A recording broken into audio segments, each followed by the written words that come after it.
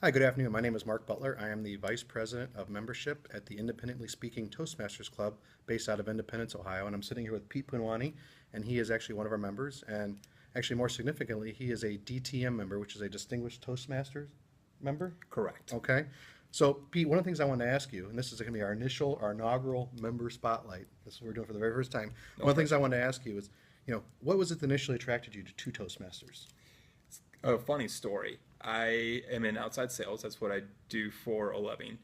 I was on an outside sales call about 11 years ago. Everything that could go wrong did. I said more ums, ers. I repeated myself. My hands were sweating. I was completely nervous. At the end of that proposal, the customer looked at me and said, "Let me give you some advice. Find a new career." Oh, ouch. Yeah. I realized right away I had to take some action and improve as a communicator. That's why I looked around on Google and I found Toastmasters, and that's how I first heard of Toastmasters. That's when I decided to become a Toastmaster. Did you look at anything else other than Toastmasters just out of curiosity?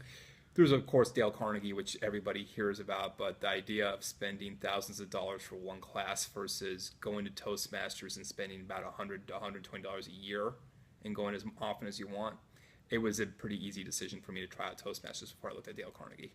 Actually, I agree. So I similar background outside sales, and I thought, well, I could do a seminar. It's maybe hundreds of dollars, and then what am I going to do after that seminar is over? What's my support group? I don't have it. Exactly. Doesn't have it. So Toastmasters, yeah, exactly. You hit the nail right on the head. I was actually going to kind of spotlight those items later on, but you hit the nail right on the head. So I guess if there's someone who's thinking about getting into Toastmasters, maybe they're on the fence, maybe they're nervous to attend that first meeting, maybe as a guest, what would you suggest? I'd say you got to try it. Come check us out. I think there are three reasons why. First of all, the way you get better at something you're afraid of is to practice it. And when you can practice it in a safe environment, that's what we provide at Toastmasters. That's the first reason. The second reason I would suggest coming to Toastmasters is I think the best people I've met in the last 10 years are from this organization. I absolutely enjoyed everyone in this club. I enjoy everyone I've met across the district.